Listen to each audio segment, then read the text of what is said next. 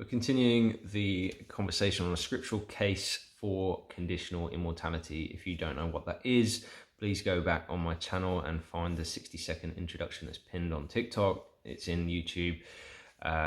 And also find the first few parts of this series on either of my social media channels. Most organized, I think, is on YouTube, easiest to find. However, all that said, Genesis 8 is when Noah and his family are out of the ark. God makes a new covenant, a new promise with Noah and his family.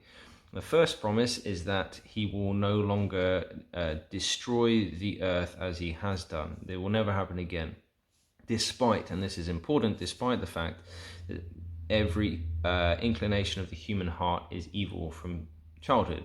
Now, the doctrine of original sin, I'm not sure I'd subscribe to how it's portrayed in most conversations, but it's showing that our inclination is often away from God, to miss the mark, to fall short of his glory. God is perfect, holy. We lean away from that and move away from that. And that's what it means by the inclination of our hearts. We continue to hurt others. We continue to miss the mark, which is what sin is. And that then brings in and emphasizes the fact that death has entered creation. So instead of a peaceful subduing of creation that is in Genesis 1 and 2, we have verse 2 of Genesis 9, the fear and dread of you will fall on the beasts of the earth. This is no longer Eden. It's a concession to the mess of the world that God will work alongside humanity. So it's a grace-filled promise, but it's highlighting that evil and sin is now a part of God's creation.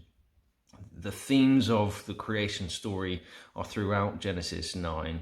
You can see it in Noah planting a vineyard. There's definitely a promise of new creation, but it's not the new creation that God is desiring in future. But he won't destroy the earth in the way that he has done, but he will still require an accounting for injustice. And the importance of human life here is emphasized in verse 4. So the life of something is its blood. And that's a key theme throughout scripture leading into Jesus.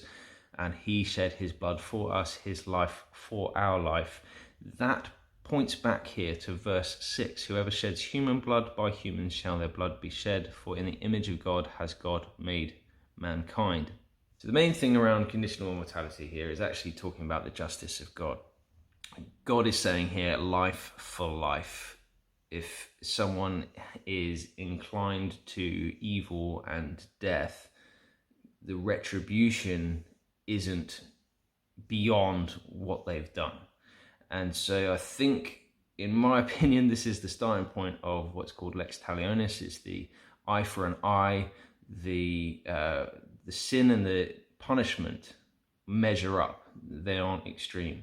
And so I think this is a point where I would start to lean towards a discussion around the justice of God, around the doctrine of hell.